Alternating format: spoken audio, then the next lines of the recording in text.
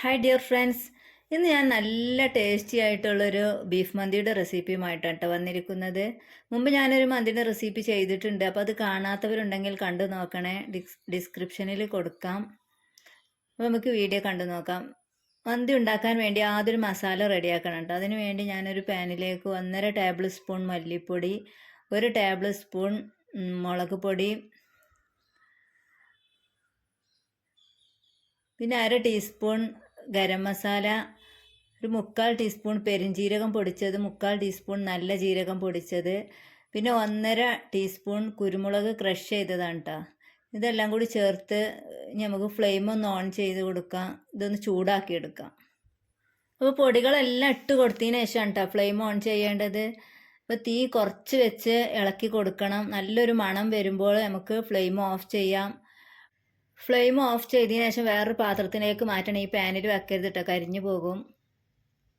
പിന്നെ ഞാനൊരു 1.5 കിലോൻ്റെ അടുത്ത് ബീഫാണ് എടുത്തിട്ടുള്ളത്. അപ്പോൾ അത് വലിയ കഷ്ണങ്ങളാക്കിയാണ് കട്ട് ചെയ്തിട്ടുള്ളത്. കഴുകി വൃത്തിയാക്കി വെള്ളം വാർത്തെടുത്തതാണ്. അപ്പോൾ നിങ്ങൾക്ക് വേണമെങ്കിൽ ചെറിയ കഷ്ണങ്ങളാക്കി എടുക്കുന്നതുകൊണ്ട് കുഴപ്പമൊന്നുമില്ല. ഞാനിപ്പോൾ വലിയ കഷ്ണങ്ങളാക്കിയാണ് എടുത്തത്. ഇനി ഇത് കുക്കറിലേക്ക് ഇട്ട് കൊടുക്കാം.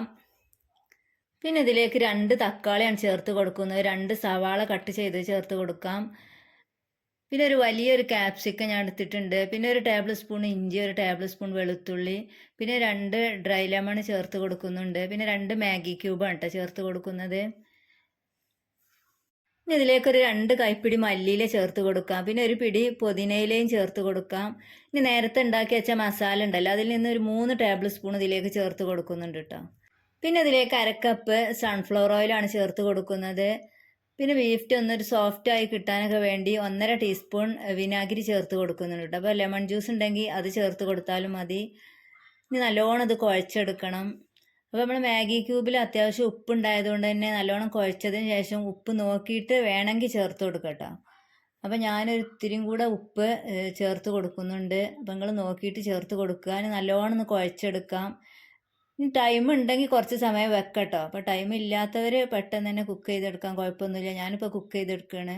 ഇനി ഇത് ഹൈ ഫ്ലെയിമിൽ ഒരു വിസിൽ വരുന്നവരെ വെയിറ്റ് ചെയ്യുക. അതിനുശേഷം 20 മിനിറ്റാണ് കേട്ടോ കുക്ക് ചെയ്തെടുക്കുന്നത്. അപ്പോൾ ബീഫിൻ്റെ ക്വാളിറ്റിക്ക് അനുസരിച്ചൊക്കെ മാറ്റം വരാം.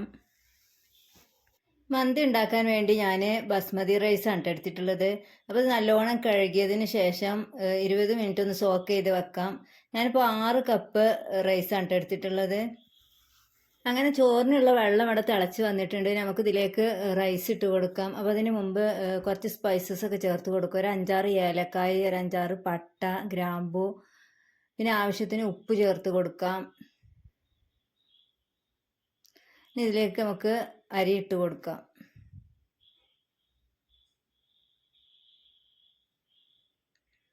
അരി ഇട്ടതിന് ശേഷം നല്ലോണം ഇളക്കി പിന്നെ കുറച്ച് ഓയിൽ ഒഴിച്ച് കൊടുക്കുന്നുണ്ട് കേട്ടോ. പരസ്പരം ഒട്ടിപ്പിടിക്കാതിരിക്കാൻ വേണ്ടി കുറച്ച് ഓയിൽ ഒഴിച്ച് കൊടുക്കുന്നുണ്ട്. ഇനി ഇത് നല്ലോണം ഇളക്കിയതിന് ശേഷം അടച്ച് വെച്ച് കുക്ക് ചെയ്തെടുക്കാം. അപ്പോൾ ഈ സമയം കൊണ്ട് നമ്മുടെ ബീഫ് ഇവിടെ റെഡി ആയിട്ടുണ്ട്. പ്രഷറൊക്കെ നല്ലോണം പോയിട്ടുണ്ട് കേട്ടോ. അപ്പോൾ ഇതിൽ കുറച്ചൊക്കെ വെള്ളമുണ്ട്. ഇനി ഈ വെള്ളം ഒന്ന് വറ്റിച്ചെടുക്കണം. അതിനു വേണ്ടി ഞാൻ റൈസ് ദം ചെയ്യുന്ന പാത്രത്തിലേക്ക് ഇത് മാറ്റാം കേട്ടോ. അപ്പോൾ അത് പോട്ടിൽ കുറച്ച് ഓയിൽ ഒഴിച്ച് കൊടുക്കാം. ഇനി ഇതിലേക്ക് നമുക്ക് ആ ബീഫ് ഇട്ട് കൊടുക്കാം. ഇത് ഏകദേശം കുറച്ചൊന്ന് വറ്റി വരണം കേട്ടോ. പിന്നെ ഞാൻ അതിലേക്ക് 2-3 പച്ചമുളക് ചേർത്ത് കൊടുക്കുന്നുണ്ട്. ഇനി ഈ ബീഫ് ചെറുതായിട്ടൊക്കെ ഒന്ന് വറ്റി വരട്ടെ, കുറച്ചൊന്ന് വറ്റി കിട്ടണം കേട്ടോ. അപ്പോഴേക്കും നമ്മുടെ റൈസ് വെന്ത് കിട്ടിയിട്ടുണ്ട്. അപ്പോൾ റൈസ് ഒരു 90% വെന്ത് കിട്ടിയാൽ മതി. ബാക്കി നമ്മൾ ദം ചെയ്യുന്ന സമയത്ത് വെന്തോളൂ കേട്ടോ. അപ്പോൾ ഒരു 90% വേവാകുമ്പോൾ നമുക്കിത് ഊറ്റി മാറ്റാം. അങ്ങനെ നമ്മുടെ ബീഫ് ഇവിടെ ഏകദേശമൊക്കെ വറ്റി വന്നിട്ടുണ്ട്. ഇനി ഇതിൽ നിന്ന് കുറച്ച് ഓയിൽ നമുക്ക് മാറ്റി വെക്കണം കേട്ടോ. ഓയിലൊക്കെ നല്ലോണം തെളിഞ്ഞ് വന്നിട്ടുണ്ട്. ഇതിന് കുറച്ച് ഓയിൽ ഞാൻ മുക്കി മാറ്റണം. അപ്പോൾ ഇത് റൈസിന് മുകളിൽ ഒഴിച്ച് കൊടുക്കാനാണ്. അപ്പോൾ മുഴുവനായിട്ട് മുക്കി മാറ്റണ്ട. ഞാനിപ്പോൾ ഒരു 3 കയ്യിലാണ് കേട്ടോ മുക്കി മാറ്റിയത്. അതിനുശേഷം നമുക്ക് റൈസ് ഇട്ട് കൊടുക്കാം. അങ്ങനെ റൈസ് മുഴുവനായിട്ട് മുകളിൽ ഇട്ട് കൊടുത്തതിന് ശേഷം പിന്നെ നമുക്ക് ഈ ഓയിൽ കുറച്ച് ഒഴിച്ച് കൊടുക്കാം. ഇനി നേരത്തെ ഉണ്ടാക്കി വെച്ച മസാല ഉണ്ടല്ലോ, ആ മസാല കുറച്ച് മുകളിൽ വിതറി കൊടുക്കാം. അങ്ങനെ വീണ്ടും നമുക്ക് ഇതേപോലെ റൈസ് ഇട്ട് വീണ്ടും ഇതേപോലെ മസാലയും ഓയിലും ഒഴിച്ച് കൊടുക്കാം. അങ്ങനെ 2-3 ലെയറായി ചോറും മസാലയും ഓയിലൊക്കെ ഒഴിച്ച് കൊടുക്കാം.